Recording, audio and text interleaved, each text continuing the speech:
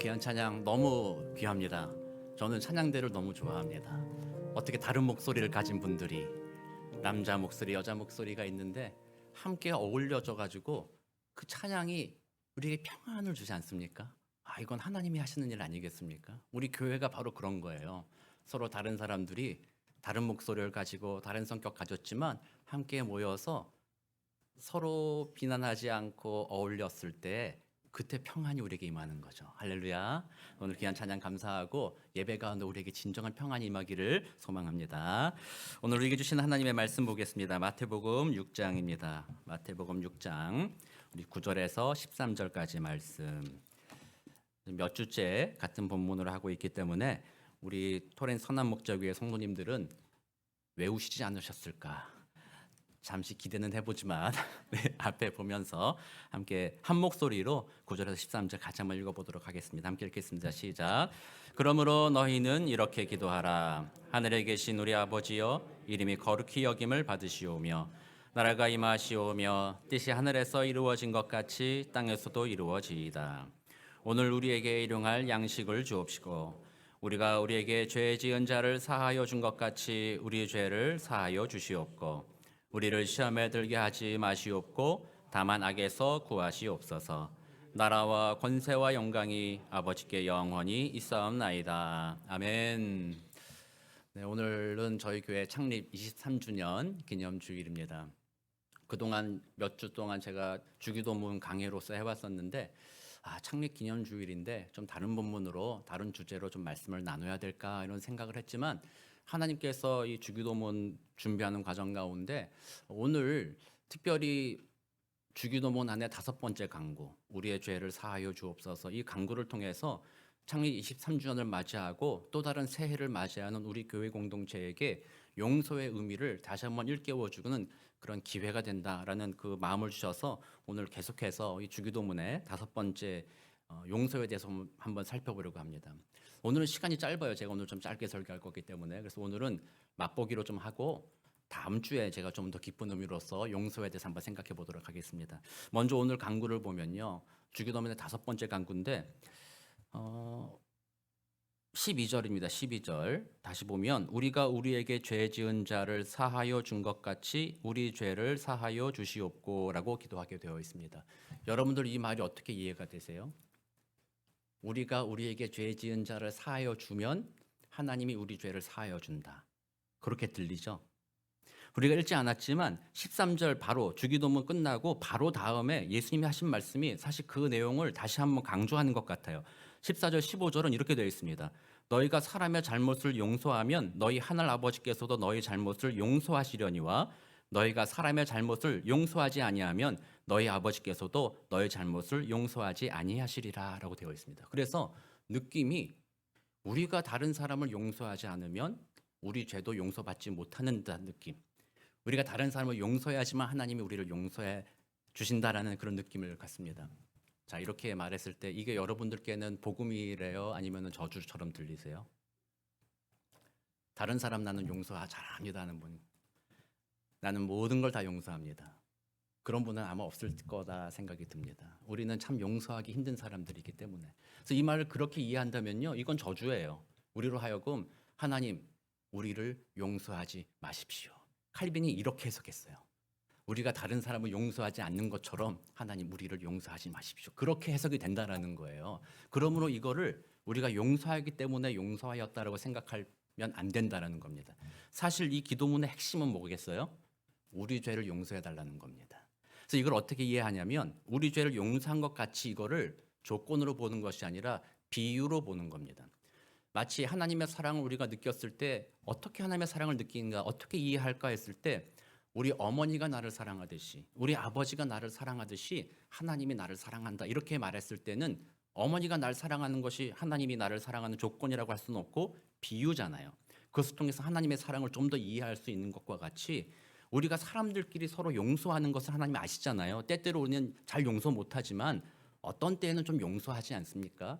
그런 용서하는 것처럼 하나님께서 우리를 불쌍하게 여기셔서 우리의 죄를 용서해 달라라는 그런 고백입니다. 그러니까 이 기도문의 핵심은 하나님께 내 죄를 용서해 달라는 게 첫 번째 핵심인 거예요. 그걸 위해서 이 기도를 하라는 것입니다.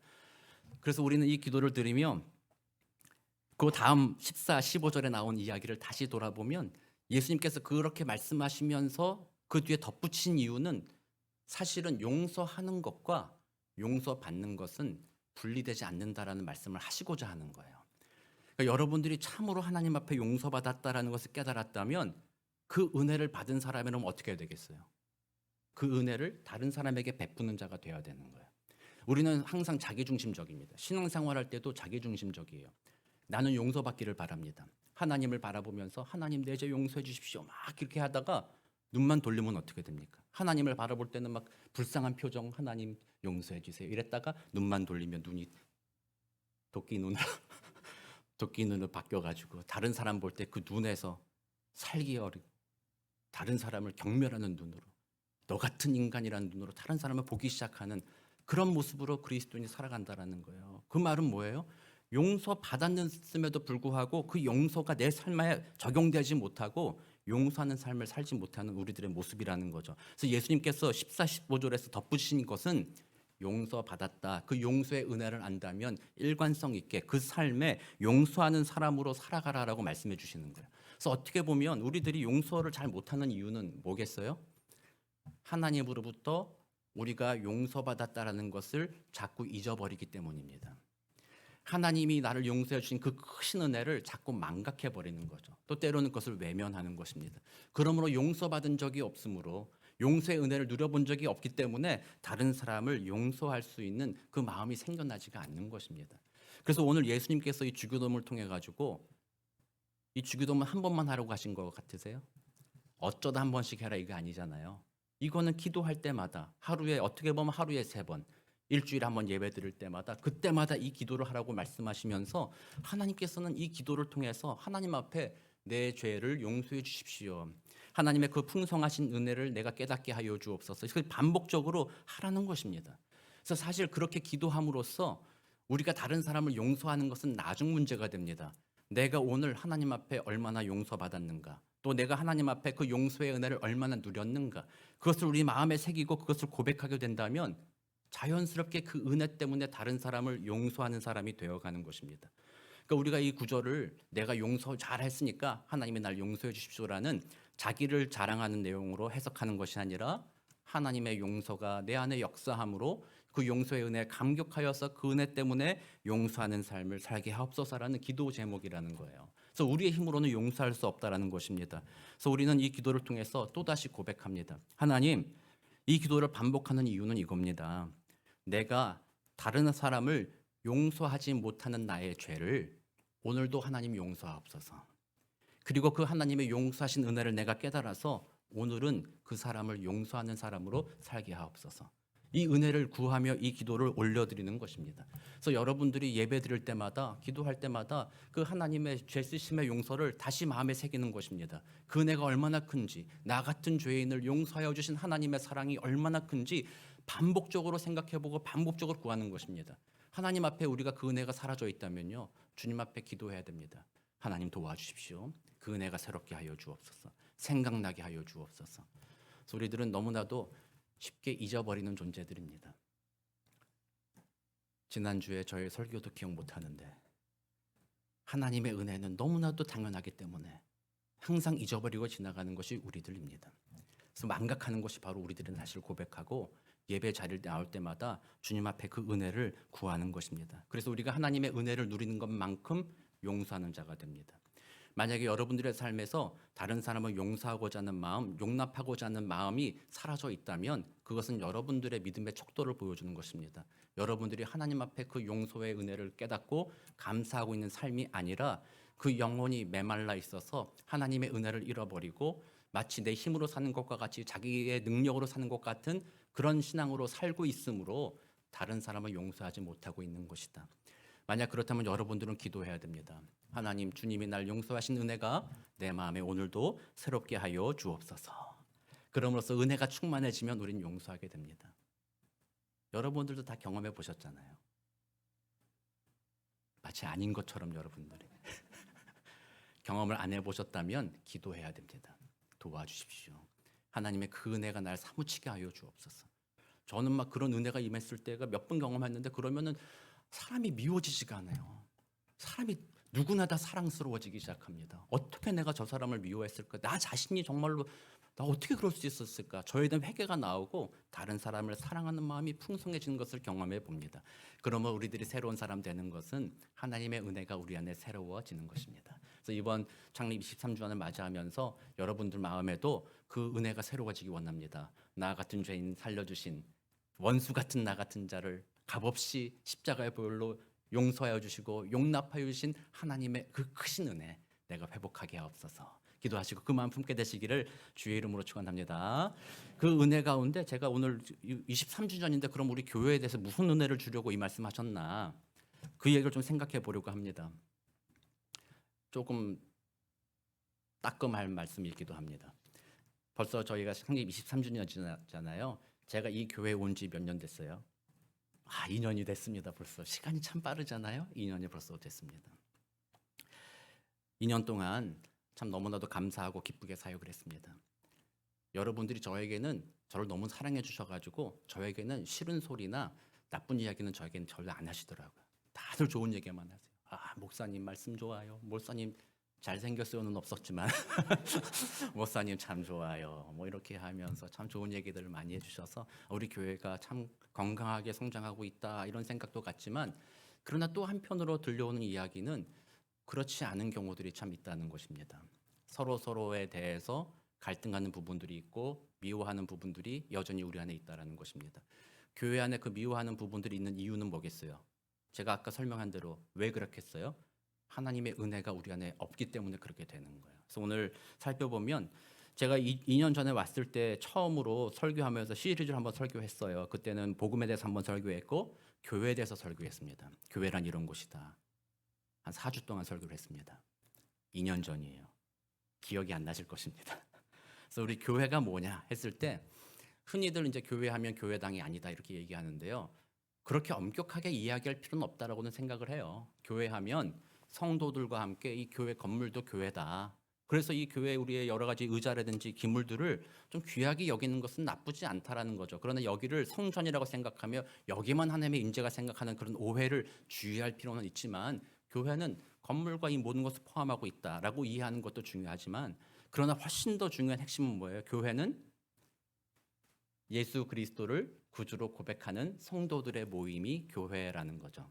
그래서 우리는 예수를 믿기 때문에 이 자리에 모여서 예배를 드리는 것이잖아요. 그럼 우리는 이전에는 어떤 사람들이었어요? 예수 안 믿던 사람이었죠. 예수 믿던 사람이니까. 예수 안 믿던 사람 그때는 뭐 죄인이었다.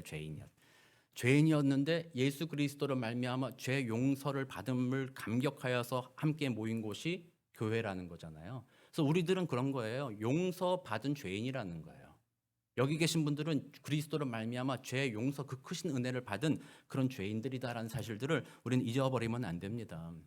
예수 안 믿는 저 세상의 사람들은 저 바깥에 있는 사람들은요. 하나님의 그 용서를 경험해 본 적이 없어요. 용서를 알지도 못해요. 용서를 필요로 하지도 않아요. 자기들의 힘과 능력으로 살아가기 때문에. 그러므로 그들은 다른 사람을 용서할 근거가 없어요.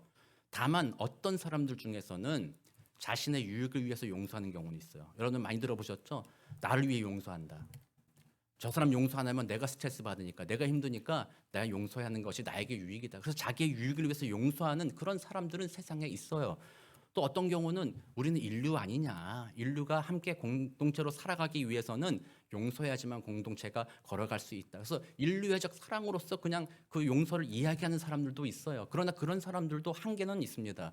인류를 해치거나 인류를 어렵게 하는 이들에 대해서는 용서할 수 없다라는 것이 그들의 태도잖아요. 용서는 그래서 세상 사람들은 경험하긴 하지만 깊이가 얕고 한계가 있을 수밖에 없어요. 그러나 예수로 인해서 우리의 모든 더러운 죄가 다 씻음받았다고 그 은혜를 누리는 우리들에게는요. 그것보다 더 뛰어난 용서의 능력이 용서의 그 깊이와 넓이와 그 크기가 정말 우리들의 마음에는 사무치게 심겨지게 되는 거예요. 그래서 우리 교회 공동체는 그러므로 세상에 보여줘야 할 책임이 있어요. 용서는 이런 거다. 그게 교회 공동체가 용서받은 죄인들이 세상에 대해서 보여줘야 할 그런 이야기들입니다. 그러나 현실을 보면 어떻습니까? 교회가 세상보다 더 용서합니까? 저는 뭐 소망을 말하는 게 아닙니다. 현실을 얘기합니다. 여러분들의 마음을 지금 돌아보셔야 됩니다. 저도 그렇고요. 우리들의 마음을 돌아봅니다. 나는 과연 용서하고 있는가? 제가 여러분들께 뭐 큰일 용서하라는 거 아닙니다. 뭐 대단한 일 있죠. 나를 핍박했던 사람, 나를 고통에 빠졌던 사람, 사기쳤던 사람, 뭐 심지어 나를 막 때리고 괴롭혔던 사람을 용서하자. 그런 큰일을 저희 북한의 김정은 용서합시다. 뭐 이런 거 저는 그런 큰일을 용서하자고 말하는 게 아닙니다.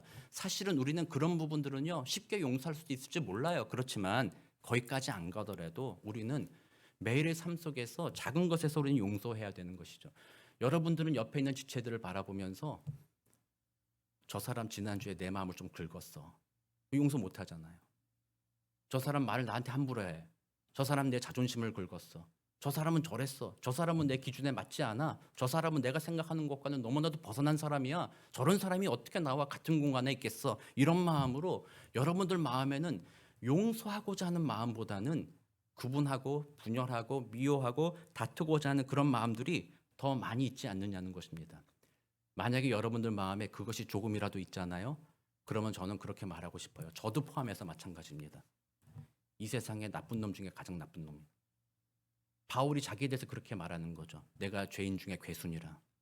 하나님의 은혜를 맛보고 나서도 나는 그 하나님의 은혜를 베푸는 자가 되지 못하고 그 은혜를 은혜답게 만들지 못하고 오히려 그 은혜를 가지고서도 더 악한 일을 베푸는 자이니 아예 그 은혜를 모르는 저 세상의 사람들보다 용서하지 못하는 내가 더 나쁜 놈이다 라고 자기가 고백했던 것 같이 우리 스스로가 그런 것입니다. 그러므로 여러분들 교회 다닌다고 제가 목사니까 목사라고 장로라고 세상에 저 예수 안 믿는 사람들보다 내가 좀 더 거룩하지, 내가 좀 더 깨끗하지, 의롭지, 이런 헛된 생각 버리라는 것입니다.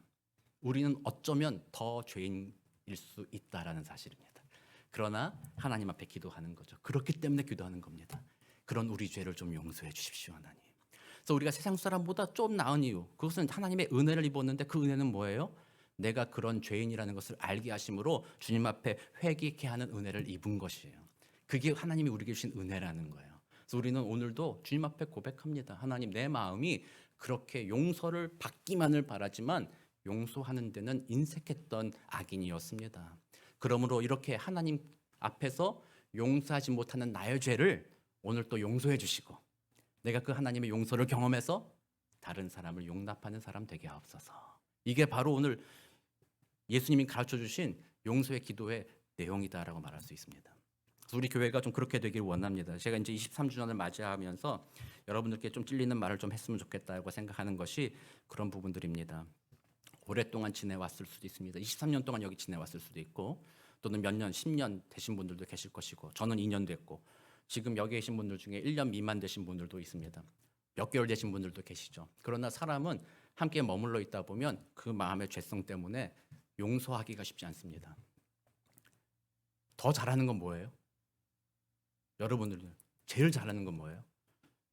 다른 사람 정죄하는 거, 다른 사람의 잘못한 거 찾아내는 거, 다른 사람을 미워할 이유, 쟤는 왜 안 돼? 안 될 이유, 이런 거는 정말로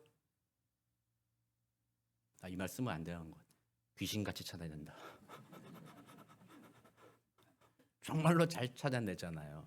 그런 걸 찾아내서 용서하려고 찾아낸 사람 없어요.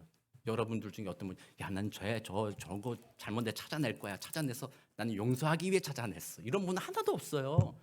용서 안 하려고 찾아내는 겁니다. 미워하려고 찾아내는 거, 나누려고 찾아내는 것이잖아요. 그래서 교회 안에서 그런 분위기가 있어요. 그래서 마음속으로 이미 정죄가 끝났어. 그래서 저 사람을 어떤 경우는 저 사람 내가 언제 복수해야지 이런 마음을 가질 수도 있는데 보통은 복수하겠다는 마음까지는 안 가요. 거기까지는 안 가지만 어디까지는 가요? 제가 좀 망했으면 좋겠다. 제가 좀 뭔가 잘 안 됐으면 좋겠다. 더 심하면 어떻게 돼요? 쟤 좀 우리 교회 안 나오면 안 되나? 이런 마음까지도 갖는 것 아니겠어요? 용서하지 못하는 거예요. 그저 분열하고 나누어주려는 그런 마음을 가지고 있다라는 거예요. 다른 사람을 바라볼 때 너그러운 눈으로 바라보지 못하고 용납하는 용서의 눈으로 바라보지 못하는 거예요. 그게 얼마나 하나님 앞에 큰 죄입니까? 얼마나 정말 악한 죄입니까? 그래서 우리는 다시 한번 이번 2023주년을 맞이하고 새해를 맞이하면서 우리 공동체가 저는 새롭게 되기 원하는 것은 용서하고 용납하는 공동체로서 변화되기를 원한다는 것입니다. 하나님께서 그것을 원하시는 것입니다. 내가 너 저 용서해 주지 않았니? 너는 그 용서의 열매를 받아 먹지 않았니? 그러므로 그 용서의 열매를 먹은 너는 힘을 내서 옆에 있는 사람을 좀 용서해라. 그리고 만약에 교회 올 때 나 저 목사 때문에 교회 못 가겠어. 나 저 장로님 때문에 교회 못 가겠어. 난 그 사람 얼굴만 보면 교회 못 가겠어. 라는 마음이 든다면 주님 앞에 기도하셔야 됩니다. 주님, 저 사람 내 미워하고 있는데요, 용서할 수 있는 마음 주십시오. 내 힘으로는 그게 안 고쳐지지만 주님 앞에 정말 맡겨야 됩니다. 이 마음을 맡겨야 돼요. 하나님, 정말 미워하는 마음 안 고쳐집니다. 제발 좀 고쳐주십시오. 주님, 내 힘으로 안 됩니다. 고쳐주십시오. 기도하면 성령이 내게 임하기 시작하면 나의 죄가 얼마나 컸는데 씻어졌나 은혜가 임하기 시작하고, 그 은혜 때문에 그 사람을 향한 생각과 시각이 달라지기 시작합니다. 그게 성령의 역사입니다. 그런 교회는 누구 때문에 교회 안 가? 이런 말이 사라지기 시작합니다. 오히려 누구 때문에 교회가? 이런 교회 되는 거죠. 그래서 우리 교회가 2023주년을 끝내고 24년 맞이할 때 정말 그런 교회가 돼야 돼요. 제 귀에 멀리서 들려오는 얘기가 누구누구 때문에 교회 안 가? 이런 얘기가 들리는 게 아니라 누구누구 때문에 이 교회는 난 가고 싶어. 이런 얘기가 들려줘야 돼요.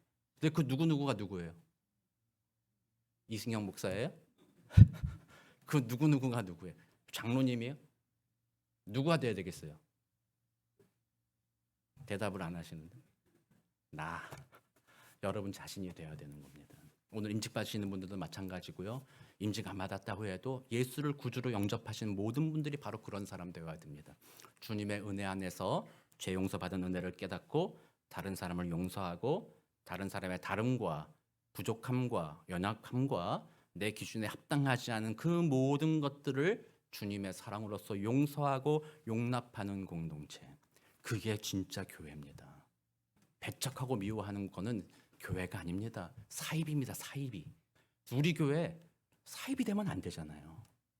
우리 교회 진짜 말씀 안에 하나님의 용서를 경험하는 교회. 그래서 서로 용서하고 용납함으로써 우리가 죄 용서받은 공동체라는 사실을 세상에 증거하는 능력 있는 우리 교회, 또 여러분 되시기를 우리 구주 예수 그리스도의 이름으로 축원합니다.